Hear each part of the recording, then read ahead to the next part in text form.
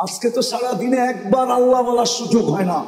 এই মজমায় আছে এরকম যুবক যে সারা দিনে একবার মনের থেকে আল্লাহকে ডাকে না, আল্লাহ বলে না একবার।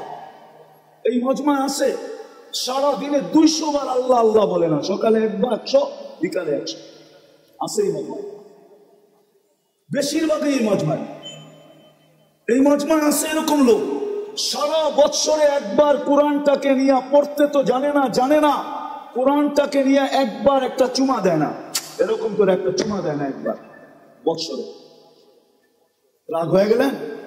হ্যাঁ, অথচ ভালোবাসা যদি চুমা দিতেন তাহলে ওয়াদা তো ছিল আমিও তোকে ভালোবাসা চুমা দিব, আমিও তোকে ভালোবাসবো, তুই আমার কালামকে চুমা দিলি, আমি তোকে ভালোবাসি, বাসবো না তো বাসবো না কেন, না বাইসা যাবো তো যাবো কোথায়, আমিও তোকে ভালোবাসবো।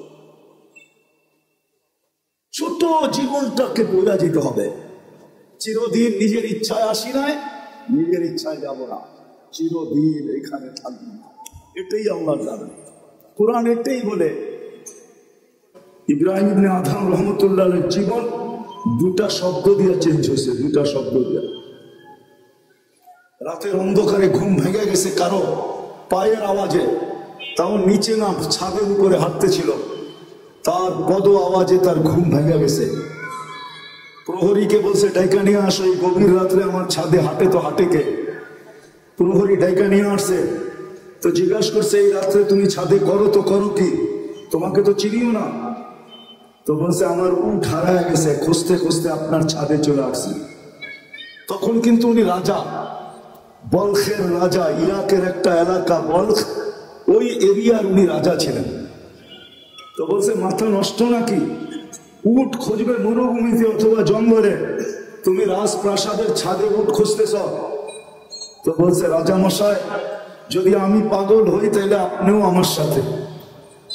বলছে মানি? তাহলে আপনিও পাগল। বলছে কি করা? আমি পাগল হলাম কি করা, প্রমাণ কি? বলছে আমি যদি ছাদে উট খুঁজে না পাই তা আপনি রাজপ্রাসাদে বসে আল্লাহ পাবেন কি করা? এতটুক কথায় জীবন চেঞ্জ, সকাল থেকে জীবন চেঞ্জ। রাজত্ব ছাড়ছেন, ফকিরি গ্রহণ করা। আজকে ইব্রাহিম ইবনে আদম নাম নিতে দেরি, রহমতুল্লাহ আলাইহি পড়তে দেরি করে না, রহমতুল্লাহ আলাইহি পড়তে কেউ দেরি করে না। প্রথম সারির আল্লাহ ওয়ালাদের ভিতর থেকে একজন। আরেকটা হাদিস থেকে শুনে আনি, হাদিস কিতাব থেকে। বনি ইসরাইলের একজন বদমাশ ছিল, নাম ছিল কিফিল। বনি ইসরাইলের বদমাশ, প্রতি রাত্রে খরচ করতেন ব্যভিচারের পিছনে। বর্তমান টাকায় 50 থেকে 60 লক্ষ টাকা বর্তমান টাকায়। একদিন নিয়ে আসছেন এক মহিলাকে, কামরায় ঢুকায় দিয়া বলতেছেন আমি প্রস্তুতি নিয়ে আসতেছি। যখন প্রস্তুতি নিয়ে আসছেন তো দেখতেছেন এক কোনায় বসে কাঁদতেছে। তো জিজ্ঞাসা করতেছে কাঁদিস কেন? তোকে তো জোর করে নিয়ে আসি নাই, টাকা দিয়ে নিয়ে আসছি। তো বলছে শোন কিফিল, আমি বাজারি মেয়ে না, বিপদের কারণে তোর হাতে ধরা দিতে বাধ্য হয়েছি, কিন্তু আমি কাঁদতেছি কেন জানিস? যে কালকে এই চেহারাটা আল্লাহকে কি করে দেখাবো, কালকে এই চেহারাটা আল্লাহকে কি করে দেখাবো। এতটুক কথা। কিফিলের দিল ফেরা গেছে। পয়সাটা হাতে উঠায় দিয়ে বলছে বোন তোর গায়ে হাত দিব না, কিন্তু একটা অনুরোধ করব, আমি তওবা করতেছি, তুই চোখের পানি দিয়ে আল্লাহকে একটু বলে দেবে। ওই রাত্রেই কিফিলের মৃত্যু হয়েছে। ঘরের দরজায় সোনালী অক্ষরে লেখা হচ্ছে আল্লাহ কিফিলকে মাফ করে দিয়েছে। জীবন পরিবর্তন হইতে অনেক কথার প্রয়োজন হয় না, 2-4টা কথাই যথেষ্ট। মালিক ইবনে দিনার রহমতুল্লাহ আলাইহির জীবন চেঞ্জ হয়েছে শুধু স্বপ্নের একটা কথা দিয়া। একমাত্র মেয়ে ছিল, একমাত্র মেয়ে তার ছোট বয়সেই মারা গেছে। স্বপ্নে মেয়ের সাথে দেখা হয়েছে, কাহিনী বড় লম্বা, আমি শর্ট করতেছি, আসল যেটা সেটা বলতেছি। তো ছেলে মেয়ে বাপের হাত ধরে বলছিল আব্বা এখনো কি মুসলমানের ফিরে আসার সময় হয় নাই? এতটুক কথা তার জীবন চেঞ্জ। জন্য কথা লম্বা হবে না, ধ্যান যত হবে আমার বিশ্বাস তত কথা তত বেশি ধীরে থাকবে। নড়াচড়া যত কম হবে তত বেশি কথা দিয়ে রাখবে।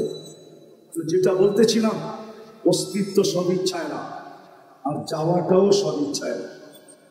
আবার এইখানে চিরদিন থাকাও না, কেউ চিরদিন থাকবে না। দুনিয়া এটার প্রমাণ দিতেছে। ডেলি 4 থেকে 5 লক্ষ মানুষ ডেলি উঠে যেতেছে। আবার আপনি বলবেন তেমন আসতেছে, জন্ম নিতেছে, মানি, কিন্তু একদিন উঠানোটা উপরে হবে, আশাটা কমে আসবে। উঠতে উঠতে একদিন দুনিয়া শূন্য হবে, এটাই সত্য। দুনিয়া শূন্য হবে, নাইলে হাদিসে এই কথা আসতো না। কোন এক পর্বে আল্লাহ মালাকুল মউতকে জিজ্ঞাসা করবেন, মান বাকিয়া আলা যাহরিল আরদ, জমিনে কে বাকি? মালাকুল মউত বলবে, লা আলাল আরদি আহাদ, জমিনে কেউ বাকি নেই। সব টোকায় টোকায় নিয়ে আসছি, কুড়ায় কুড়ায় নিয়ে আসছি, খুঁজা খুঁজা নিয়ে আসছি। আল্লাহ জিজ্ঞাসা করবে, আইনাল্লাযীনা কানু ইয়াঈশুনা ফি বুরুজিন মুশাইয়্যিদা, ওরা কোথায়? যারা বড় বড় উঁচা উঁচা দেওয়ালের ভিতরে বাস করত, চতুর্দিকে পাহাড় আর পাহাড়া, টেকনোলজি আর টেকনোলজি, মেশিন আর মেশিন, যারা মৃত্যুকে স্বপ্ন ভাবত না, ওরা কোথায়? আল্লাহ জানেন। মালাকুল মউত বলবে, ওদেরকেও নিয়ে আসছে, কেউ বাকি নেই। হ্যাঁ, বাকি আছে আহলুস সামাওয়াত, আকাশওয়ালারা বাকি। ও আনতাল হাইয়ুল্লাযী লা তামুত, আর আপনি চিরঞ্জীব। আল্লাহ বলবে, লাগা আকাশে ঝাড়ু, 7 আকাশে ঝাড়ু দিবে। তারপরে জিজ্ঞাসা করবে, এইবার? তো বলবে, লা আলাল আরদি ওয়ালা আলাস সামাওয়াত, জমিনও কেউ বাকি নেই, আকাশও কেউ বাকি নেই। ইল্লাল্লাযীনা ইয়াঈশুনা তাহতা আরশি, আপনার আরশের নিচে যারা বিরাজমান এরা বাকি আছে। আর আপনি চিরঞ্জীব, আনতাল হাইয়ুল্লাযী লা তামুত। আল্লাহ বলে, লাগাও আমার আরশের নিচে ঝাড়ু, ওইখানেও ঝাড়ু লাগাবে। জিজ্ঞাসা করবে, এইবার?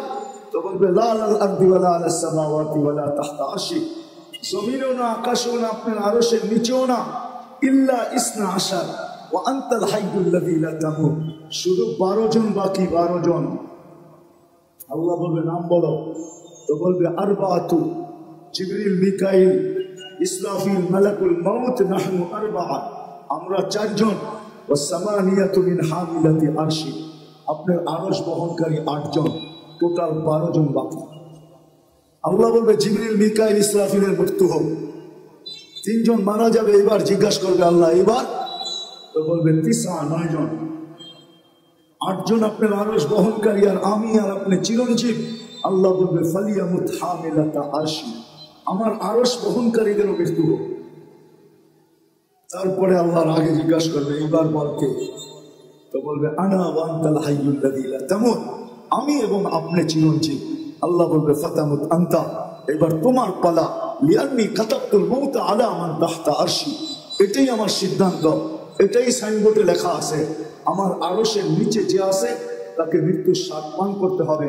আল্লাযী হাইলা ইয়ামুত, যে চিরঞ্জীব, ফাহুয়া ফাওকা আরশি, সে আমার আরশের উপরে বিরাজমান। মালাকুল মউতকে আল্লাহ বলবে, ফাতামুত, এবার তোমার পালা। তো সায়ুলকি আলাইহি সাকারাতুল মউত, আল্লাহ মৃত্যুর যাতনা ঢালবেন। তো একটা চিৎকার দিবেন, চিৎকার, বিইজ্জাতিকা ওয়া জালালি, তোর ইজ্জত আর জালালের কসম, লাউ আলিমতু সাকরাতাল মউত, যদি সামান্যতম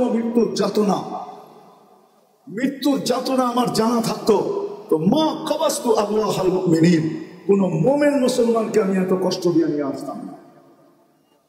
সত্য এটাই, থাকার সুযোগ কারণে চলে আসছি আসল জায়গায়, নিজেকে ঘোরা নিয়ে যেতে হবে। দুনিয়ার পরিচয় পরিচিতি চলবে, এটা দুনিয়ার ভিতরে। যালিকা মাতাউল হায়াতিদ দুনিয়া, এটা দুনিয়ার পরিচয় পরিচিতি,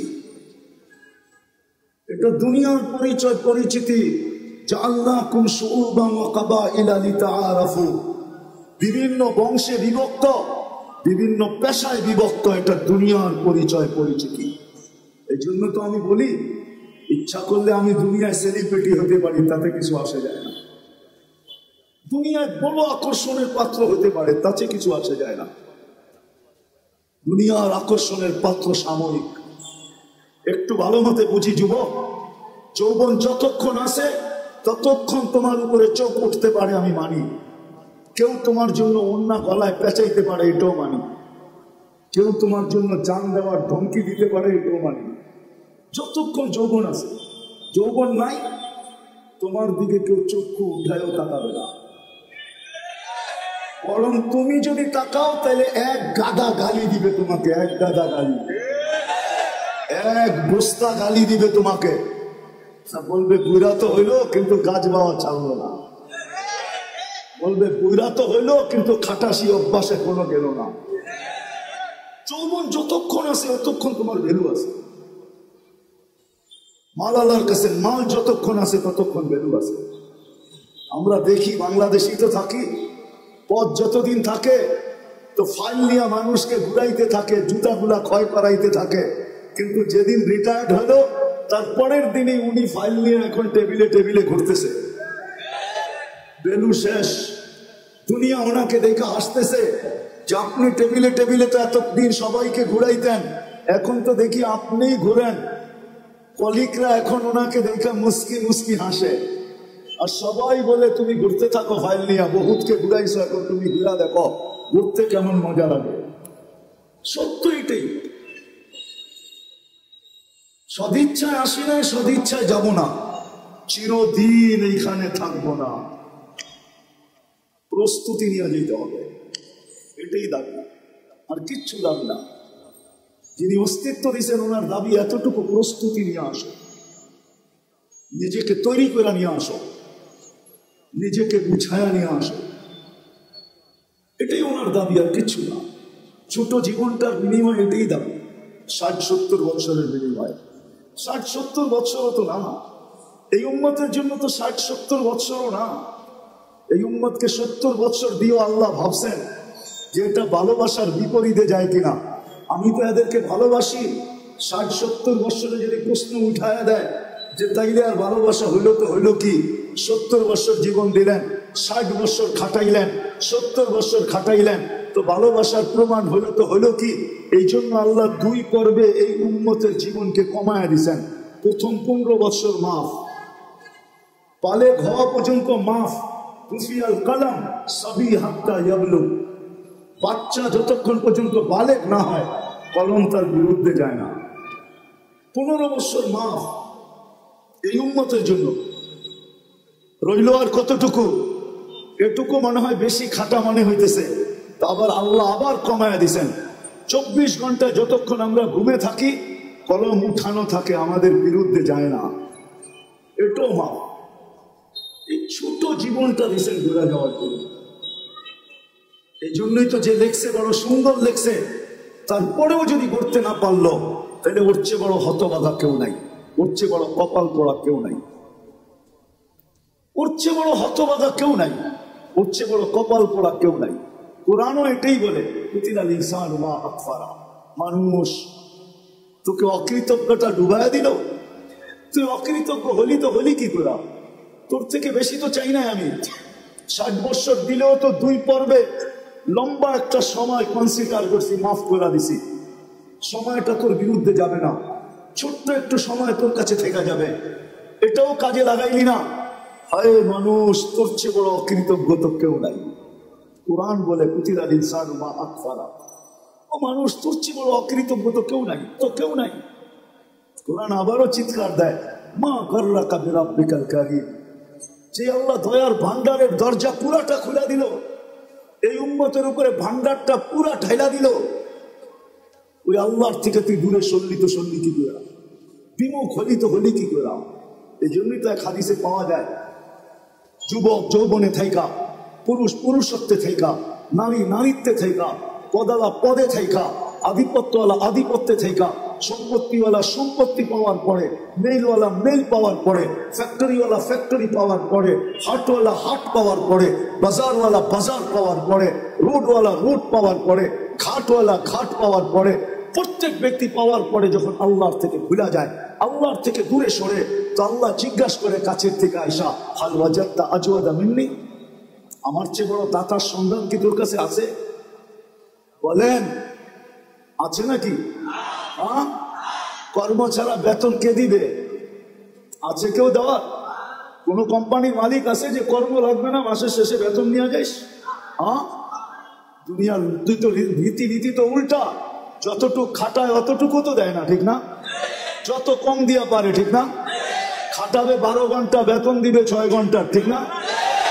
খাটাবে 18 ঘন্টা, বেতন দিবে 8 ঘন্টার, ঠিক না? এটাই তো দুনিয়ার নীতি। আল্লাহ তো সব ফিরিয়ে দিতেছে। অক্সিজেন কে দেয়? হায় হায়, 1 টাকা লিটারও যদি অক্সিজেনের দাম আল্লাহ রাখতেন, তাইলে বর্তমানে দুনিয়াতে 800 কোটি মানুষ। পূরণ দেন 550 দিয়া, দেখেন কত লিটার হয়। 1 টাকা যদি পার লিটার হতো, তাহলে আমাদেরকে ডেলি 550 লিটার অক্সিজেনের জন্য 550 টাকা দিতে হতো। যদি পার শ্বাসে 1 পয়সা হইতো, 1 পয়সা, এটা দিয়া ভাবেন, এটা দিয়া যুবক পায়ে হাত রেখা বলে এটা দিয়া ভাবো, হইতে পারে বিবেকের পর্দা খুলতে পারে। আর যদি না করলো, তাহলে দুনিয়ার জীবনটা কেটে যাবে। কোন প্রতিরোধ করার কোন মেশিন আসে নাই যে দুনিয়ার জীবনের গতির উপরে প্রতিরোধ তৈরি করবে, বাধাগ্রস্ত করবে। কোন মেশিন আসে নাই। এই গতিকে রোধ করবে, আমাদের জীবনের যাত্রার গতিকে রোধ করবে। আপনি বসে আছেন, যাত্রা কিন্তু চলমান। আপনি ঘুমায় আছেন, যাত্রা কিন্তু চলমান। আপনি বেহুশ আছেন, তারপরও যাত্রা চলমান। আখিরাতের যাত্রা কিন্তু থামা নাই। দুনিয়ায় কোনো মেশিন আসে নাই যে প্রতিরোধ করবে। কোনো পাওয়ার ব্যাংক আসে নাই ভৈরা রেখা দিবে। বিদ্যুৎ ভৈরা রাখা যায়, জীবন ভৈরা রাখা যায় না, কেটে যাবে এটা। এই জন্য একটু ভালো মতে বুঝি।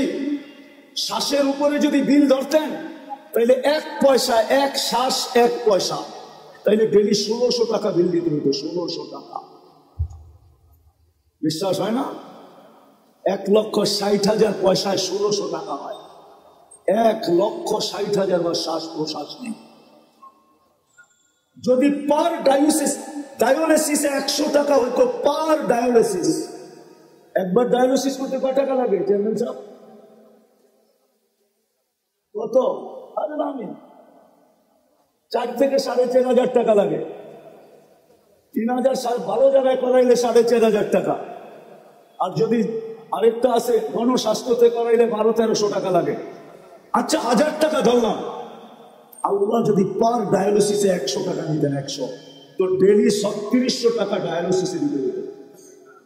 কেন? আল্লাহ কুদরত দ্বারা আমাদেরকে সুস্থ রাখার জন্য ডেলি 36 বার ডায়ালিসিস করে, 36 বার।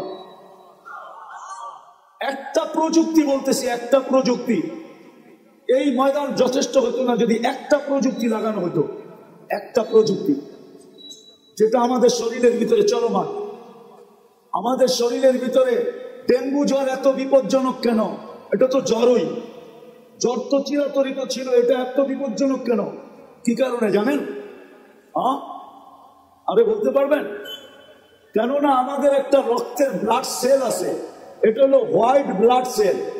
ডেঙ্গু জ্বর হইতে দেরি, হোয়াইট ব্লাড সেল দ্রুত গতিতে নিচে নামতে দেরি করে না। যদি 10,000 15,000 চলে আসে, এটার কমসে কম 1.5 লাখ থাকতে হবে, উপরে 4.5 লাখ। 1.5 লাখের নিচে আসলেই ডাক্তার সারাদিন দেখতে থাকবে যে কত কমতেছে। যদি 10-15-তে চলে আসলো, তো ডাক্তার বলবে এবার রক্ত দেন। যদি রক্ত দিয়ে উপরে না উঠলো, তো ডাক্তারও হাত ধুয়ে বসে যাবে যে মনে হয় আর বাঁচানো যাবে না। এরকম 2টা ব্লাড সেল আছে আমাদের শরীরে, একটা হলো হোয়াইট, একটা হলো রেড। একটাকে বলে লাল, একটাকে বলে সাদা। এই 2টাকে কন্ট্রোল করার জন্য যদি প্রযুক্তি ব্যবহার হতো, তাহলে এই ময়দান ভরা মেশিন লাগতো। আল্লাহ ওটা কুদরত দিয়া ঠিক রাখেন। হায় হায় হায়, আপনি তো জানেন না এটার ভিতরে কি খেলা খেলতেছেন। আমি ডাক্তারি পড়াইতে আসি না, খুলতে পারি, সারা রাত্র চলে যাবে। শুধু তো আল্লাহ বলেন না ওয়াফি আনফুসিকুম আফালা তুবসিরুন। তুই শিক্ষিত তো হইলি বটে, কিন্তু তোর ভিতরে আমি কি কুদরত ফিট করছি ওটা নিয়ে বাবার তোর কোনোদিন সুযোগ হয় না। তুই ভাবিস না, তুই তো ভাবিস আলতু ফালতু জিনিস নিয়ে, সারাদিন এটা নিয়ে ভাবিস, ওটা নিয়ে ভাবিস। তোর ভিতরে আমি কি ফিট করলাম, তোর ভিতরে আমি কি কুদরত লাগাইলাম, তুই প্রযুক্তি লাগাইলাম। তুই সারাদিন প্রযুক্তি নিয়ে ভাবতে থাকিস, প্রযুক্তি নিয়ে বলতে থাকিস, প্রযুক্তি নিয়ে লিখতে থাকিস। ও মানুষ, তোর ভিতরে কি প্রযুক্তি লাগাইলাম এটা তো একবারও দেখলি না। ওয়াফি আনফুসিকুম আফালা তুবসিরুন, তোকে কি চক্ষু দেয় না? তুই নিজের ভিতরে তাকায় দেখিস না যে তোর এগুলা চলে কি করে? যদি প্রযুক্তি দিয়ে লাগাইতে হইতো তাহলে না জানি এক চোখে 13 কোটি ক্যামেরা। কত বিশ্বাস মনে হয় না, ঠিক না? আপনাদের বিজ্ঞানেরটাই বলতেছি আমি, কুরআন হাদিসেরটা বলতেছিলাম। এক চোখে 13 কোটি ক্যামেরা, 2 চোখে 26 কোটি ক্যামেরা। 13 কোটি ক্যামেরার তার আল্লাহ নিয়ে গেছেন 1.6 সেন্টিমিটার জায়গা দিয়া, পিছনে নিয়ে গেছেন। পিছনে 2টা তারকে একসাথে লাগতে দেন নাই। যদি 2টা একসাথে লাগতো তাহলে ফায়ার হতো, ফায়ার। আমরা সব উল্টা দেখতাম। 13 কোটি করে 26 কোটি ক্যামেরা। 13 কোটি সরিষা জমা করেন না একটা পাত্রে, দেখেন না পাত্রটা কত বড় হয়। তাইলে এক একটা চোখ জানে এক একটা বড় বড় জাহাজের লাইটের সমান হইতো, ঠিক না? 2টা এরকম হয়তো রাস্তা দিয়ে হাঁটতেন, ঠিক? একজন আরেকজনটা দেখাচ্ছি তো করে যেতেন, ঠিক না? এত বড় বড় লাগতো, এত বড় বড়, এতটুক জায়গার ভিতরে ফিট করছে। যাক, যেটা বলেই বুঝাইতেছিলাম সব জায়গায় চলে আসছি। মেরে দোস্ত গুছায়া নিয়ে যেতে হবে, প্রস্তুতি নিয়ে যেতে হবে, প্রস্তুতি নিয়ে যেতে হবে, নিজেকে গড়ে নিয়ে যেতে হবে। সদিচ্ছায় আসি নয়, সদিচ্ছায় যাব না, চিরদিন এখানে থাকবো না, এটাই সত্য। নিজেকে গড়ে নিয়ে যেতে হবে, গুছায়া নিয়ে যেতে হবে, প্রস্তুতি নিয়ে যেতে হবে। এই ছোট সময়টার ভিতরে ওইখানে সময় পাওয়া যাবে কিন্তু মূল্য পাওয়া যাবে না। ওইখানে সময় পাওয়া যাবে। আতিউল্লাহ, কোরআন এটাই বলে, আল্লাহকে মানো, জীবনটা গড়ে আসো। কোরআনের দাবি এটাই, জীবন গড়া, প্রস্তুতি নেওয়া, চলে যেতে হবে। কিন্তু আরেকটা কথা বলে দিই, সন্দেহ মানুষ থাকতে পারে যে মনে হয় দুনিয়ার কিছু, ওইখানে দুনিয়ার টাকা পয়সা চলুক আর না চলুক সম্পর্ক মনে হয় চলবে। ওরকম লোকের সাথে সম্পর্ক হলে চলবে, কিন্তু বাকি অন্য কোনো সম্পর্ক চলবে না। ওরকম লোকের সাথে যদি সম্পর্ক হয়, নিয়ে যেতেছি আমি, নাইলে চলবে, নাইলে চলবে না। যদি বংশ চলতো তাহলে আবু তালেবের জন্যই চলতো, যদি সম্পর্ক চলতো তাহলে আবু তালেবের জন্যই চলতো। কিন্তু এটা চলবে, প্রস্তুতির সাথে চলবে, প্রস্তুতিহীন চলবে না। আপনি যত উঁচা করেই জন্ম নেন না কেন, যত উঁচা করেই জন্ম নেন না কেন, আবু তালেবের চেয়ে বেশি মুহাম্মদুর রাসূলুল্লাহ রক্ত, আবু তালেবের শিরার রক্ত, একই রক্ত 2 শিরায়। অথচ মুহাম্মদুর রাসূলুল্লাহ সাল্লাল্লাহু আলাইহি ওয়াসাল্লামের দূষিত রক্ত পান করতে দেরি, আল্লাহর রাসূলের মুখ থেকে ঘোষণা আসতে দেরি হয় নাই, তোর শরীর জাহান্নামের উপরে হারাম। অথচ আবু তালেবের শরীরে আর মুহাম্মদুর রাসূলুল্লাহর শরীরে একই রক্ত দৌড়াইতেছে, কোনো কাজে দেয় না। আমাদেরও প্রস্তুতির সাথে সম্পর্ক কাজে দিবে, এটা আমি মানি, এটা আমি অস্বীকার করি না। প্রস্তুতির সাথে সম্পর্ক কাজে দিবে, নাহলে কোরআন কেন বলবে, কোরআন কেন বলবে, কোরআন কেন বলবে যে তোমাদের তোমাদের পরিবার পরিজনকে তোমাদের সাথে মিলায় দিবে। ওয়ালহাকনা বিহিম যুররিয়াতাহুম, প্রস্তুতির সাথে চলবে। ওয়ালহাকনা বিহিম যুররিয়াতাহুম চলবে। এই জন্য আল্লাহর দাবি হলো প্রস্তুতি নিয়ে যেতে হবে। রাজি? ইনশাআল্লাহ না মনের থেকে না মুখের থেকে? প্রতিজ্ঞা? বিলকুল।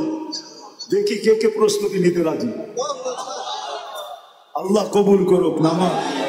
কিন্তু একটা প্রশ্ন হতে পারে, আল্লাহ আপনি বলতেছেন আপনাকে মানার দ্বারা প্রস্তুতি নিব, কিন্তু আপনাকে মানবো তো মানবো কি করে? চোখে তো আপনাকে দেখা যায় না, কানে তো আপনার কথা শোনা যায় না, ধ্যান ধারণায় তো আপনাকে আনা যায় না, ধ্যান ধারণায় তো আনা যায় না, বর্ণনা দিয়ে তো শেষ করা যায় না। দুনিয়ায় সামান্য পদস্থ মানুষ হলেই সিরিয়ালের জন্য মাসের পর মাস অপেক্ষা করতে হয়। না, নাই বাংলাদেশে এরকম কোনো ডাক্তার আছে? 3 মাস 4 মাস আগে সিরিয়াল নিতে হয়, ঠিক না? সামান্য একজন ডাক্তার, ঠিক না? কি আরে রাগ হয়ে গেলেন বুঝি, ঠিক না? কত মানুষ ওনার হাতে ভালো হয়েছে, আবার কত মানুষ ওনার হাতে আজিম পুরেও গেছে, ঠিক না? না যায় নাই? না যায় না? বড় ডাক্তারের হাতে মানুষ মরে বেশি, এটা জানেন? ছোট ডাক্তার তো ভয় পায়, এই জন্য হয় খালি রেফার করে। কি করে? সব মুসিবত বড় জনের কান্দে পড়ুক, আমার কান্দে পড়ার দরকার নাই। আবার ও এটাও ভাবে আজিমপুরের কাছ দিয়ে গেলে আমার চেহারা ঢাকা যেতে হবে, খামাখা এটাও দরকার নাই, বড় ডাক্তারের কাছে পাঠায় দেয়। ঠিক না? এক মাস 2 মাস 3 মাস আগে সিরিয়াল নিতে হয়। ঠিক না? একজন মানুষ হয়ে যদি 3 মাস পর্যন্ত করতে হয়, তাহলে আল্লাহ তো আল্লাহ। ঠিক না? আল্লাহ চিনেন? আল্লাহকে তো চোখে দেখা যায় না, কথা শোনা যায় না, কানে ধ্যান ধারণায় আনা যায় না, বর্ণনা দিয়ে শেষ করা যায় না।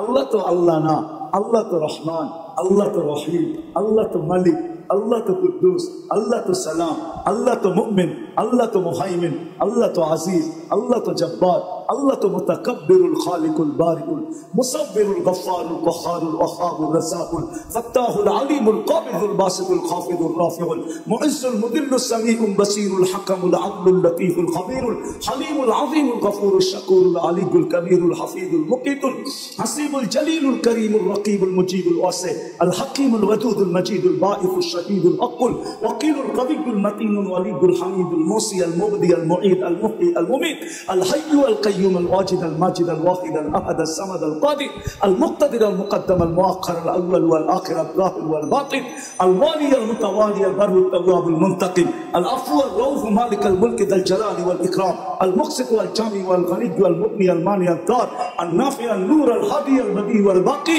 আল ওয়ারিস ওয়াল রশিদ আস সাবুর জাল্লে জালালু। আল্লাহ তো 99 পদের মালিক, 4 পদের শুরু নেই শেষ নেই। তাকে পাবো তো পাবো কি করে? পাইলেই জীবন গড়া হবে, গুছানো হবে। পাবো তো পাবো কি করে? তো আল্লাহ বলতেছে আতিউর রাসূল, মেনে নিলাম, দাবি ফিরায় নিলাম। প্রশ্ন যখন উঠা গেছে, জানি না উলামা একমত হবে কিনা, আমার তাখায়্যুল বলে আল্লাহ দাবি ফিরায় নিলেন। তারপরেই বললেন আতিউর রাসূল, আমার বন্ধুকে মানলেই হবে, আমার বন্ধুকে। আরেক জায়গায় কোরআনে বলছে মান আতা আর রাসূল ফাকাত, আমার বন্ধুকে মানলো তো আমাকে মানলো, আমার বন্ধুকে মানো, বন্ধুকে মানলেই হবে। সম্মেলন তো এদিকের জন্য ওদিকে যাইতেও পারতেছি না। আজকে তো উম্মত বন্ধুকে চিনে না, নিজের নবীকে চিনে না। নবী সম্বন্ধে কোনো ধারণা নাই আমাদের, নবী সম্বন্ধে কোনো ধারণা নাই। দেখি আপনাদের ভিতরে দিল আছে কিনা, একটু টাচ দিয়া দেখুন। আল্লাহ সহজ করছেন, আমার বন্ধুকে মানে, আমার বন্ধুর অনুগত্য হও, তাইলে আমার অনুগত্য হবে। আমার বন্ধুকে মানলেই আমার মানা হবে, আর আমি কিচ্ছু চাবো না। বন্ধু পক্ষে তো আমি পক্ষে। কোরআনও বলতেছে, কোরআন ওয়াস্তাগফারা লাহুর রাসূল লাওয়াজাদুল্লাহা তাওয়াবার রহিমা। ওয়াস্তাগফারা লাহুর রাসূল, আল্লাহর কাছে মাপ চাইলো তো আল্লাহ তার দিকে দেখবে না, বন্ধুর দিকে দেখবে। বন্ধু কি বলে? বন্ধু যদি খালি ইশারা করে দিল, ইশারা, ওয়াস্তাগফারা লাহুর রাসূল লাওয়াজাদুল্লাহা তাওয়াবার রহিমা, আল্লাহ বলে সব গুনাহ মাফ করে দিব। তুই কত গুনাহ করছিস, কি কি করছিস, এটা আমার দেখার বিষয় না। বন্ধু পক্ষে তো আমি পক্ষে। কিন্তু উম্মত তো বন্ধুই চিনে না, কি করলো এটাও জানে না, কি করতেছে এটাও জানে না, কি করবে এটাও জানে না। আজকে তো উম্মত নবী চিনে না। যদি চিনতো তাহলে আমাদের দেশে আবার কাদিয়ানি হয় কি করে? যেখানে মানুষ চিনে, আসল নকল চিনে, যেই ব্যাংকে নকল টাকা চিনার মেশিন থাকে, ওই ব্যাংকে কি নকল টাকা জমা দেওয়া যায় নাকি? ও তো মেশিনে চেক করে নিবে, ঠিক না? খালি জমা দিতে গেলেই হবে, শুধু চেক করে টাকা ছেড়া দিবে না, বরং হাত করি লাগায় জেলখানায় ঢুকায় দিবে। তাই আমাদের দেশে কি করে হয় কাদিয়ানি? বুঝা গেল নবী ছিল না, নবী ওলামারা রাগ হয়ে যায় না। আজকে যুবকরা নবী চিনে না, স্কুল কলেজ আলাদা চিনে না, ইউনিভার্সিটি আলাদা চিনে না, জেনারেল শিক্ষিত আলাদা চিনে না, সাধারণ মানুষ নবী চিনে না। নবী কি করলো এটা জানে না, মা বোনরা চিনে না। নাইলে ওই ফাঁদে পা দেয় তো দেখে, বরং এটা হয়তো, তাও তো আমাদের দেশের না, ইনপোর্টেড জিনিস, কি ইনপুট করা বাহিরের জিনিস, ঠিক না? কাদিয়ান কি আমাদের দেশে নাকি? এটা তো পাঞ্জাবে। এই দেশে আইসা জায়গা নিল কি করে? আমরা চিনি না দেখা জায়গা নেওয়ার সুযোগ পাইছে। যদি চিনতো তাহলে প্রথম যেই ব্যক্তির কাছে আসছিল ওই চিতা পিটা করে ভিসা ছাড়া বর্ডারের ওই পারে দিয়ে আসতো। আমাদের উম্মত চিনে না নবীকে, অথচ আল্লাহ তো বলতেছে আমি আমার দাবি ফিরত নিলাম, আমার বন্ধুকে মানলেই হবে। বন্ধুকে মাইনা দেখাও। আর আমরা তো আল্লাহর বন্ধুকে চিনি না, কার উম্মত হলাম এটাও জানি না। আয় উম্মতে মোহাম্মদী, সমগ্র মানব জাতির মাথায় মুকুট একটা। কয়টা? কয়টা? কয়টা? ওয়ালাকাদ কাররামনা বনি আদম, শ্রেষ্ঠত্বের একটা মুকুট। আমাদের মাথায় মুকুট কয়েকটা? কয়েকটা, একটা না। শুধু উম্মতে মুহাম্মদী হতে পারার কারণে প্রথম মুকুট ওয়ালাকাদ কাররামনা বনি আদম, মানুষ হিসাবে একটা মুকুট। দ্বিতীয় আমাদের মাথায় আরেকটা মুকুট, কুনতুম খায়রা উম্মাহ, তোমাদের চেয়ে উত্তম উম্মত নাই, এটা হলো দ্বিতীয় মুকুট। তৃতীয় আরেকটা মুকুট, হুয়াজ তাবাকুম, আমি তোমাদেরকে কুদরতি হাত দিয়ে নির্বাচিত করছি, এটা আরেকটা মুকুট। আরেকটা দেখাবো, আরেকটাও দেখাই। তোমাদের মাথায় চতুর্থ মুকুট, শুহাদা আলান নাস, শুহাদা ওয়ায়াকুনুর রাসূলু শাহীদান আলাইকুম ওয়া তাকুনু শুহাদা আলান নাস। ও উম্মতে মুহাম্মদী, কিয়ামতের দিন আমি তোমাদেরকে আমার পক্ষে সাক্ষী হিসাবে আমার পাশে দাঁড় করাবো। এই উম্মত সমস্ত উম্মতের উপরে সাক্ষী হবে। বলেন সাক্ষী আর আসামি এক জায়গায় দাঁড়ায়? তাইলে বোঝা গেল আমরা কিয়ামতের মাঠে ইনশাআল্লাহ দাঁড়াবো না, আমরা তো আল্লাহর পাশে দাঁড়াবো। জালালউদ্দিন সুয়ুতী রহমতুল্লাহ আলাইহি লেখছেন, আমরা আরশের পাশে স্টেজ হবে, স্টেজ, আমরা ওই স্টেজে দাঁড়াবো। অনেক সময় পার হয়ে যাবে যদি আমি মুকুট দেখাইতে থাকি আপনাকে। উম্মত হওয়ার কারণে যে মুকুট দিছে, দেখি আজকে দিলের ভিতরে দিল আছে কিনা, বুকের ভিতরে দিল আছে কিনা, লাগে কিনা, দুই একটা শুনে দেখি। ওই রসুলকে মানার জন্য হয়ে হয়ে যিনি সারা জীবন চোখের পানি কোনোদিন ঝরা থামান না, যার চোখের পানি উম্মতের জন্য থামে নাই। জিবরিল জিজ্ঞাসা করছে, মিকাইল জিজ্ঞাসা করছে, আপনি সবসময় কাঁদেন কেন? মা জালা আরাকা তাবকি, আপনি সবসময় কেন কাঁদেন? বলছে জিবরিল, মিকাইল, যেদিন থেকে জান্নাত দেখা আসি, দুজক দেখা আসি, উম্মতের জন্য আমার চোখের পানি থামে না, চোখের পানি থামে না। আপনাদেরকে আমি বুঝাইতে পারবো না, এটা বুঝানোর জিনিস না। আচ্ছা চলেন দেখি একটু বুঝতে পারেন কিনা। মুসা আলাইহিস সালাম আল্লাহকে দেখতে চাইছেন, আল্লাহ বলছে পাহাড় যদি স্থির থাকে তাহলে তুমি দেখতে পারবে। এটাই তো কোরআন বলে, ঠিক না? হ্যাঁ, পাহাড় স্থির থাকলে তুমি আমাকে দেখতে পারবে। ফাতাজাল্লা লিল জাবাল, আল্লাহ তুর পাহাড়ে, আমি তুর পাহাড় দেখছি বিদায় বলতেছি আপনাদেরকে। তুর পাহাড়ে আল্লাহ তাজাল্লি দিছেন 70,000 পর্দার ওই পার থেকে। মধ্যে কত পর্দা? মুসা আলাইহিস সালাম বেহুশ ছিলেন, 40 দিন বেহুশের মতো ছিলেন। কতদিন? কতদিন? 40 দিন বেহুশের মতো ছিলেন। অথচ কওবা কাউসাইনি আদনা, কওবা কাউসাইনি আও আদনা সুম্মা দানা ফাতাদাল্লা, আল্লাহর রাসূল আরশে এরকম আল্লাহর পাশে বসা, উইদাউট পর্দা। হারায় যাওয়া উচিত ছিল, কিন্তু হারায় গেছেন, সব ভুলে গেছেন। পরিবার বলছেন, ফাতেমা বলছেন, হাসান বলছেন, হুসাইন বলছেন, বনু হাশিম বলছেন, কুরাইশি বলছেন, আরব বলছেন, সব ভুলে গেছেন। কিন্তু উম্মত ভুলেন নাই, ওই টেবিলেও উম্মতকে স্মরণ করছেন। ওই টেবিলে যেখানে এতটুকু কাছে আলোর জগৎ, তাজাল্লিয়াতের জগৎ, আল্লাহর তাজাল্লি সহ্য করতেছে সিনা, আর পাশে বসে উম্মতকে স্মরণ করতেছেন। নাইলে আপনি আত্তাহিয়াত পড়েন তো পড়েন কোত্থেকা, ওয়া আলা ইবাদিল্লাহিস সালিহিন, এটা তো নবীজি উম্মতকে স্মরণ করে বলছে। আমার উপরে শুধু সালাম দিলেন, আমাকে শুধু সালাম দিলেন, আল্লাহকে বলছে শুধু আমাকে, আমার উম্মত কই যাবে? তো আল্লাহ জিজ্ঞাসা করছে, বন্ধু এইখানে উম্মত? আমার তাখাইয়ুল, যে এইখানে উম্মত না উঠলে তো উঠবে কোন জায়গায়? এই টেবিলে যদি উম্মত না উঠলো তাহলে কোথায় উঠবে? এরকম কাছে হবো তো আর হবো কখন? এত নৈকট্য পাবো তো পাবো কখন? দুইজন এরকম কাছাকাছি হবো তো আর হবো কখন? এই টেবিলে যদি উম্মত না ওঠে তাহলে আর কোন টেবিলে উঠবে? এই টেবিলে যদি উম্মত হারা যায় তাহলে আর উম্মতকে কোথায় উঠাবো? আজকে ওই উম্মত নবী ছিল, চোখের পানি জন্দ হয় নাই। চলেন, এটা তো এক বেলা। দ্বিতীয়টা শোনাইতেছি, যখন দুনিয়ার থেকে বিদায় নিতেছেন তখন 9 ঘর ক্ষুধার্ত, 9 ফ্যামিলি, নিজে কয়েক দিনের ক্ষুধার্ত। হাসান হোসাইন ক্ষুধার্ত, আলী ফাতেমা ক্ষুধার্ত, ঘরে এতটুকু তেল পর্যন্ত নাই যে বাতি জ্বালায়া রাত্রে অন্ধকার দূর করবে, এতটুকু তেল নেই। আম্মা জান বলতেছে যদি থাকতো তাহলে খিদা নিবারণের জন্য তেলটা আগে পান করে নিতাম, এতটুকু খিদার ধারণা ছিল। ওই সময় চোখে পানি। জিবরিল জিজ্ঞাসা করছে কেন কাঁদেন? আতাবকি ওয়া আনতা ইলা রফিকিল আলা, আপনি এখনো কাঁদেন? এখনই তো আল্লাহর সান্নিধ্যে চলে যাবেন, এখন কান্না কেন? তো বলছে জিবরিল ফামান লিবাদি উম্মতি, কান্না এই জন্য যে আমার পরে আমার উম্মতকে কে দেখা রাখবে। ওই উম্মত আজকে নবী ছিল। একজন যুবক তো এখানে হবে না, তোমাদের পায়ে হাত রাখি, আজ পর্যন্ত কত জিবি তোমরা খরচ করছো? প্রতি মাসে তো আনলিমিটেড খরচ করো, কেন প্রত্যেকের ঘরে ওয়াইফাই আছে।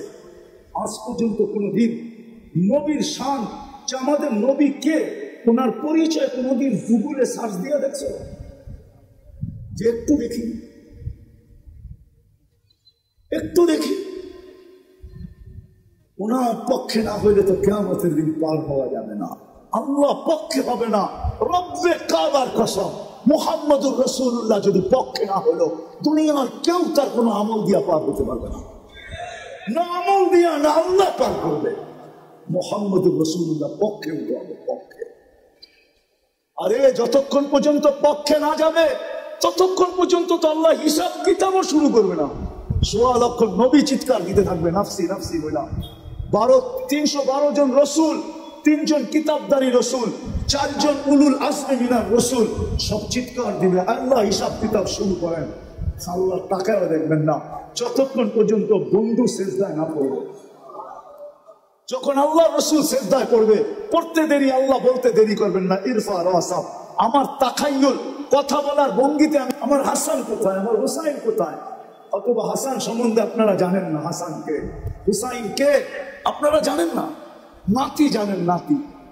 এই দুইজনেই তো ওনার দুনিয়া ছিল।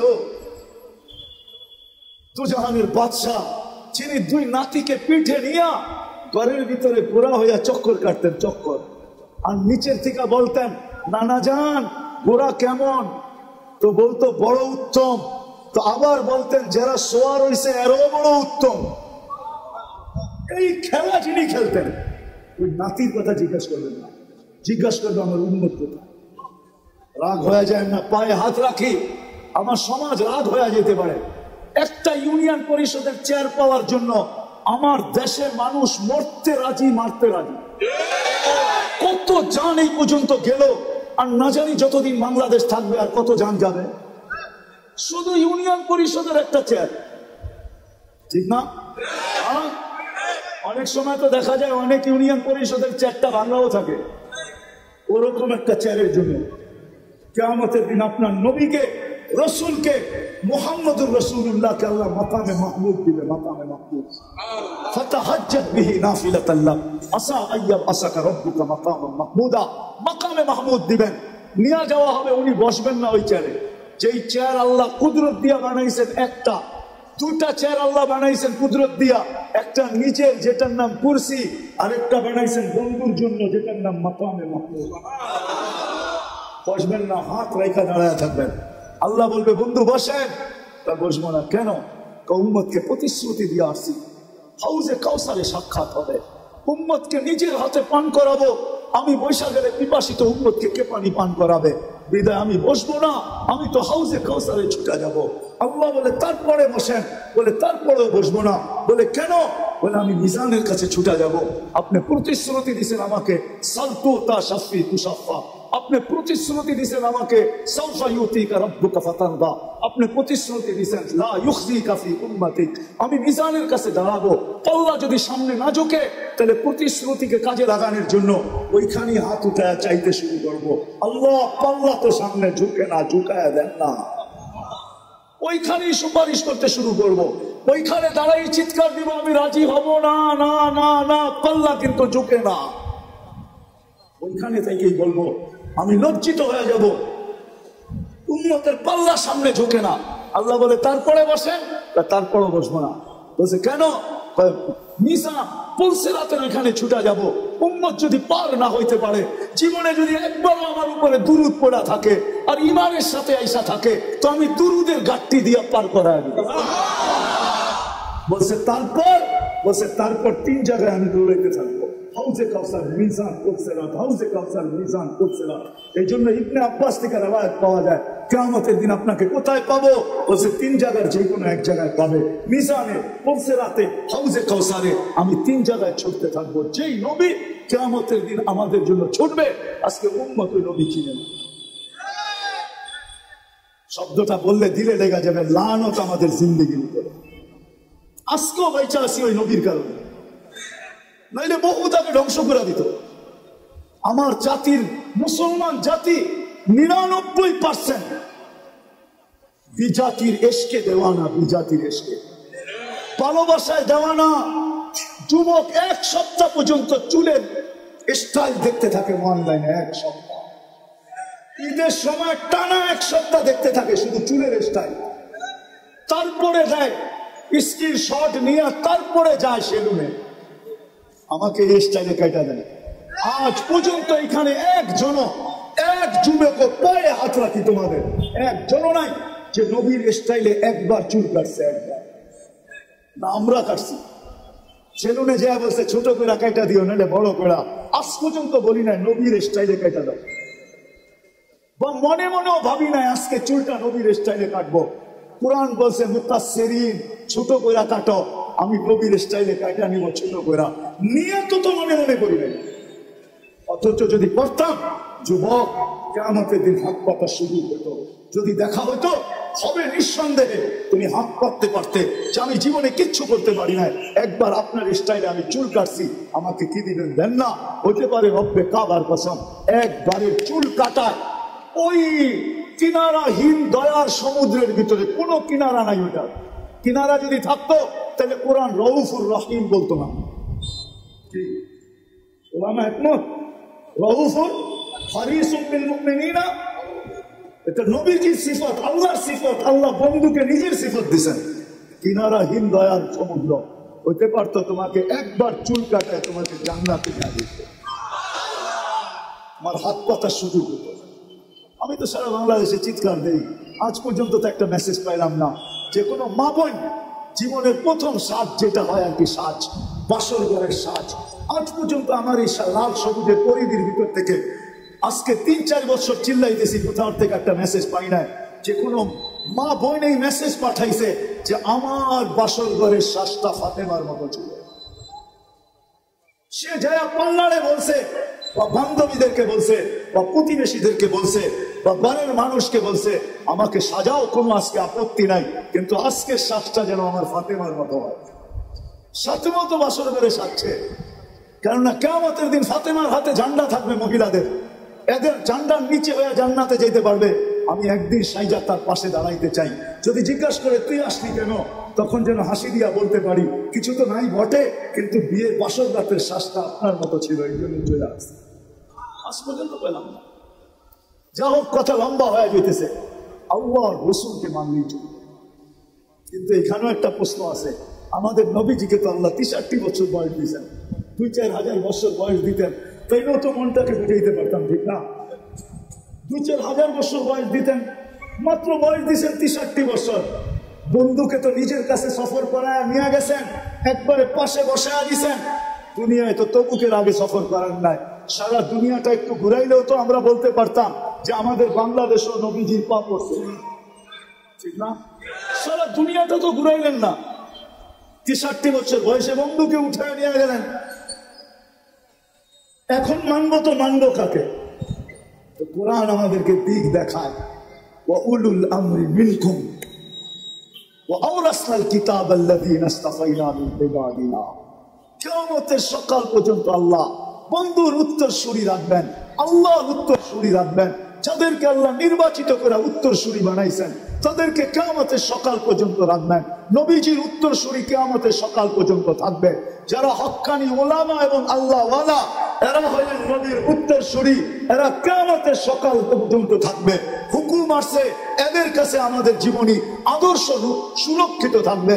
আল্লাহ রসুলের আদর্শ কিয়ামতের সকাল পর্যন্ত এই সমস্ত হক্কানি ওলামাদের কাছে সুরক্ষিত আছে। এটা মনে হয় আছে 15 আছে, ঠিক না? হ্যাঁ, আচ্ছা না, 15 মাইনা নিলাম, কিছু বাদ দেন, 15 আছে, ঠিক না? কিন্তু আমদিয়াতে যদি অটো চালায় কয় টাকা কামানো যায়? হ্যাঁ, কত? 20-25 হাজার, ঠিক না? মাইনা নিলাম 20 হাজার, তাহলে 15,000-এর থেকেও 5,000 বেশি হলো 20,000, ঠিক না? হ্যাঁ, তাহলে হুজুররা অটো চালায় না কেন? অটো চালাইতে কি আমেরিকার থেকে প্রশিক্ষণ নিয়ে আসতে হয়, না ঢাকা ইউনিভার্সিটির ডিগ্রি থাকতে হয়? কোনটা? একটাও না, খালি কিনা নামলেই হয়, ঠিক না? কয়েকদিন একটু ধাক্কা ধুক্কা খাইবো, তারপরে ঠিক হয়ে আসবো, ঠিক না? এটাই তো। তাহলে হুজুররা কেন চালায় না বলেন? মাল তো সবার কাছে প্রিয়, ঠিক না?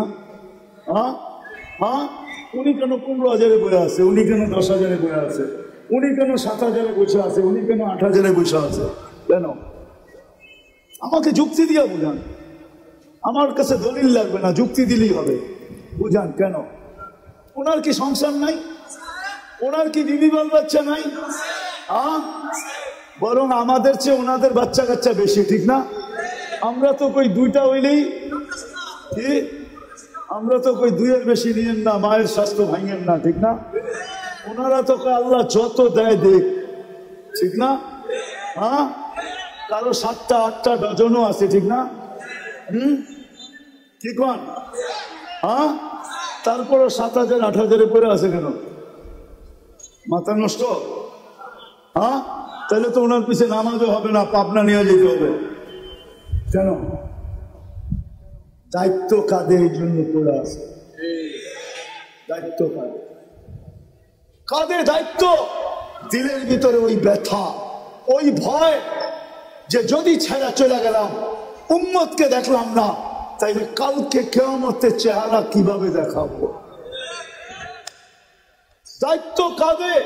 দিলে ভয়, চোখের সামনে জান্নাত ঝলঝল ঝলঝল করে, চোখের সামনে জান্নাত, এই জন্য 8,000 টাকা পড়ে আছে।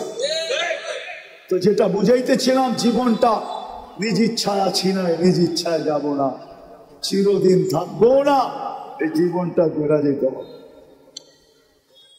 করার জন্য আল্লাহ কিয়ামতের সকাল পর্যন্ত ওলামাদেরকে নির্বাচিত করছেন, আল্লাহ ওয়ালাদেরকে নির্বাচিত করছেন। এরা আল্লাহর পক্ষ থেকে নির্বাচিত। যদি করতে চাই তাহলে এদের সাথে নিজেকে সংযুক্ত করতে হবে। যে যত এদের পিছনে চলবে, এদের কথা এদের কাছে জিজ্ঞাসা করা চলবে, এদের কথা মাইনা চলবে, তত বেশি তার জীবন করতে থাকবে, যত বেশি সম্পর্ক গড়বে। আজকে যতটুকু গড়ুক আর না গড়ুক, কালকে কিন্তু গড়বে, এটাতে কোনো সন্দেহ নাই। কেননা এই উম্মতকে আল্লাহ ডাইরেক্ট জাহান্নামে পাঠাবে না, সিদ্ধান্ত হইলেও পাঠাবে না, এক জায়গায় জমা করাবে, যেখান দিয়ে এই উম্মতের ওলামারা জান্নাতে যাবে। যখন ওইখানে পৌঁছবে, আল্লাহ বলবে যে যাকে চিনো ধরো। এরা কিন্তু সুপারিশকারী, সুপারিশ করতে দেরি, আমি মঞ্জুর করতে দেরি করব না। তখন সবাই ওলামাকে ধরবে। তখন ওলামাদের আওয়ামের জন্য আজকেও এদের দিলে ব্যথা আছে, যদিও বুঝাইতে পারি না, বুঝে না, কিন্তু কালকে বুঝবে, ব্যথা এদের উঠবে। এরা আল্লাহকে বলবে, আল্লাহ আমাদের এলাকার, আমাদের ইউনিয়নের থানা পরিচিত, এদেরকে না দিলে আমরাও জান্নাতে যাব না। আল্লাহ রহমত জোশে উঠবে। তখন আল্লাহ বলবে যে যাকে নিতে চাও নিয়ে যাও। এই জন্যই তো আমি বড় জোর দিয়া বলি, আমার জাতি যদি ওলামাদের পিছনে চলতো, ওলামাদের সাথে চলতো, তাইলে বর্তমানে বাংলাদেশে যেই কজন ওলামা আছে আর যেই কজন মুসলমান আছে, আমাদের বাগে মাত্র ৭৭ জন করে পড়ে। কয়জন? কয়জন? একজন উলামা নিয়ে যাবে 400 জন। কয়জন? যাদের উপরে জাহান্নাম ওয়াজিব এমন লোকদেরকে 400 জন নিয়ে যাবে। একজন হাফেজ নিয়ে যাবে 10 জনকে। আমি হাফেজেরটা বাদিয়ে দিলাম, উলামারটা ধরলাম শুধু। ৭৭ জন পড়ে। তারপরও আমাদের কোটা পুরা করতে 323 জন আমাদেরকে ডাইনে বামের থেকে আইনা কোটা পুরা করতে হবে। বাংলাদেশের মানুষ আমাদের বাগে পড়বে মাত্র ৭৭ জন। যদি আমার জাতি উলামাদের পিছে চলত, উলামাদের সাথে চলত, উলামাদেরকে মহব্বত করত, উলামাদেরকে ভালোবাসত, এদের সাথে উঠা হইতো, বসা হইতো, এদের সাথে চলা হইতো, এদের সাথে ফিরা হইতো, এদের সাথে খাওয়া হইতো, এদের সাথে লওয়া হইতো, এদের সাথে ভালোবাসা হইতো, এদের সাথে মহব্বত হইতো। আর সবচেয়ে বড় কথা, এটা নাও হইয়া যদি আমার জাতি উলামাদের উপরে আঙ্গুল না উঠাইতো, তাইলে যদি আঙ্গুল না উঠাইতো, পায়ে হাত দিয়া বলে তওবা করেন। যদি উঠায় থাকেন তওবা করেন, সামনে প্রতিজ্ঞা করেন চলতে না পারলেও আঙ্গুল উঠাবো না। কেননা এই আঙ্গুল মিস হবে না। প্রজেক্টর খালি দুনিয়াতে নাই, কিয়ামতের দিন আল্লাহ বড় বড় প্রজেক্টর লাগাবে, কুদরতি প্রজেক্টর। আপনার আঙ্গুল বারবার আপনার সামনে আসবে যে তুমি আঙ্গুল উঠাইছো। ওই দিন সুপারিশের অধিকার, সুপারিশ আপনার পক্ষে যাবে না। পায়ে হাত দিয়ে এই জন্য আমি বলি, আপনি চলতে না পারেন আমার কোনো আপত্তি নাই, কিন্তু খোদার ওয়াস্তে কোনোদিন আলেমদের উপরে আঙ্গুল উঠেন। আজকে কিছু হবে না, এটা আমি মানি। আজকে কিছু হবে না, আজকে আপনার কার্ডই চলবে, আমার কার্ড চলবে না, আমি মানি। কিন্তু কাল কিয়ামতের মাঠে এই আঙ্গুল উঠবে। এই জন্য আমার জাতি যদি কমসে কম আঙ্গুল না উঠাইতো। আমি তো বলি এই পোশাকেই তো আমি সারা দুনিয়া যাই, ৯৯টা দেশ তো এই পোশাকেই দেখছি। এখনো তো যাওয়ার সুযোগ আছে, আল্লাহ সুযোগ দিয়া রাখছেন। কিন্তু আমার এই পোশাকের উপরে তো আমি দুনিয়ার কোথাও আঙ্গুল উঠাইতে দেখি নাই। আমার দেশে যতটুকু আঙ্গুল উঠায় দুনিয়ার কোথাও আমি দেখি নাই যে আমার এই পোশাকের উপরে কেউ আঙ্গুল উঠাইছে যে তুই এটা কি করলি। বরং আমি তো বলবো আমার এই টুপিটা সারা দুনিয়ায় যতগুলা প্রশংসা কুড়াইছে, আজ পর্যন্ত মানে কোনো ব্যক্তির সাফারি কোট, দামি দামি ব্লেজার আজ পর্যন্ত এর অর্ধেকও কুড়াইতে পারে না। অর্ধেক কি, 4 ভাগের 1 ভাগও না। আমি তো স্টেজে বসে বলতেছি, যত এয়ারপোর্টে টুপি দেখা বলছে your cap is very nice. তো টুপিটা তো বড় সুন্দর। মুসলমানের তো টুপি দেখি, তোরটা তো অন্যরকম। এই ব্র্যান্ড তুই পাইলি কই? আজ পর্যন্ত টুপি যতটুকু কুড়াইছে। এই জন্য আপনাদের পায়ে হাত রেখা বলি, জীবন গোড়া যেতে হবে, কাটায় গেলে চলবে না। এই জন্য আসেন, আসেন 2-3টা কথা বলবো। আসেন প্রথমে যা গেছে গেছে, এটার জন্য তওবা করি। রাজি? তাইলে হাত উঠে বলি আল্লাহ তওবা করলাম। দ্বিতীয়, আজকের থেকে হক্কানি আলেম আল্লাহ ওয়ালাদের সাথে চলবো। হ্যাঁ। তৃতীয়, আজকের থেকে কখনো নামাজ ছাড়বো না। চতুর্থ, বর্তমান প্রেক্ষাপটে ইসরায়েল ফিলিস্তিনের দিকে তাকায়া বর্তমান প্রেক্ষাপটে আমরা প্রতিবাদ করতেছি, এতটুকু যথেষ্ট না। আমরা প্রতিবাদ প্রতিরোধ করতে পারতেছি না, প্রতিবাদ করতেছি, এতটুকু যথেষ্ট না। প্রতিরোধ ওরা করতেছে, যেখানে গাজায় আছে ওরা প্রতিরোধ করতেছে, আমরা কি করতেছি? প্রতিবাদ করতেছি, এতটুকু যথেষ্ট না। আরো 2টা কাজ আমাদের করতে হবে, তাইলে যদি সম্পূর্ণ হয়। ডোজ পরিপূর্ণ হইলে তারপরে ওষুধ কাজ করে। আরো 2টা কাজ আমাদের করতে হবে। যদিও এখানে একজনও নাই, আজকে 2 সপ্তাহের উপরে চলছে গাজার সাথে ইহুদিদের সাথে যুদ্ধ। আমরা প্রতিবাদী করে যেতেছি, ঠিক না? আজকে এই মজমায় কয়জন আছে যে আমি এই প্রথম দিন থেকে আজ পর্যন্ত ডেলি এদের জন্য 2 রাকাত নফল নামাজ পড়তেছি? আমি ওলামাদের পায়ে হাত রেখা বলবো, ওলামাও নাই। ওলামাও নাই যে ডেলি আমি 2 রাকাত নফল করতেছি, অথচ আল্লাহর হুকুম ছিল আস্তাইনু বিস-সাবরি ওয়াস-সালাহ, আমার কাছে সাহায্য চাও নামাজের মাধ্যমে। বিধায় আপনাদের পায়ে হাত রেখা বলবো, প্রতিবাদ যত খুশি করেন, আমার কোনো আপত্তি নাই, আমি এটার বিরুদ্ধে না, পক্ষে। কিন্তু সাথে সাথে বলবো, আজকের থেকে যতদিন পর্যন্ত এটা মীমাংসা না হয়, আমরা ডেলি 2 রাকাত সালাতুল হাজত পড়ব। কে কে পড়বেন দেখি? দ্বিতীয় শেষ, এটা 5 নম্বর শেষ হাদিসে আছে, as-সাদকাতু তারুদ্দুল বালা, সমস্ত বিপদ সদকা দ্বারা দূরীভূত হয়। মুসলমানের উপরে এর চেয়ে বড় কোনো বিপদ হইতে পারে না, যেটা বর্তমানে গাজায় চলতেছে, এর চেয়ে বড় কোনো বিপদ মুসলমানদের উপরে বর্তমানে হইতে পারে। আপনি কি মানেন এর চেয়ে কোনো বড় বিপদ আছে? যেখানে বাইতুল মুকাদ্দাসকে গিলা খায়া ফেলতে চাইতেছে প্রথম কেবলা, এর চেয়ে বড় বিপদ কি হইতে পারে? তাইলে এই বিপদকে দূর করার জন্য আজকের থেকে আমরা 1 টাকা সদকা করবো। 1 টাকা করবেন? দেখি কে কে করেন। আমি আপনাদেরকে পদ্ধতি বলে দিতেছি, পদ্ধতি সহজ। ডেলি 1 টাকা দেওয়া মনে নাও থাকতে পারে, আপনি 10 দিনের নিয়ত করে 10 টাকা দিয়ে দেন, 30 দিনের নিয়ত করে 30 টাকা দিয়ে দেন, সদকা করেন। শুধু প্রতিবাদ করলে চলবে না, এর বেশি আপনার আমার কাছে করার কিছু নাই। আপনি চিৎকার দিলেও কোনো লাভ নাই, রক্ত মাথা ফাটাইলেও কোনো লাভ নাই, কেননা বহুত দূর আমরা প্রতিবাদ করতে পারি। কিন্তু আমরা 2টা প্রতিবাদের সাথে সাথে আরো 2টা জিনিস করি। একটা হলো সালাতুল হাজত, নামাজ পড়ি, আর আল্লাহকে কানে কানে বলি, আল্লাহ আবাবিল ঘুরতে দেখি কবে কাজে লাগবে। আল্লাহকে বলি, আল্লাহ আবাবিল উঠতে দেখি কবে কাজে লাগবে, মশা আমাদেরকে কাটতে দেখি কবে কাজে লাগবে, চিৎকারের ফেরেশতাকে ঘুমাইতে দেখি কবে কাজে লাগবে, বাতাসের ফেরেশতাকে ঘুমাইতে দেখি কবে কাজে লাগবে। জিবরিল এখন তো আর ওহীর বাহক না, তার 600 ডানা কোন কাজে লাগবে? সেজদায় পড়ে আল্লাহকে বলি না, বলবেন? আল্লাহ আমাদেরকে আমল করার তৌফিক দান করেন। ওমা আলাইনা ইল্লাল বালাগ। দয়া করে ঢাকা মাহফিল।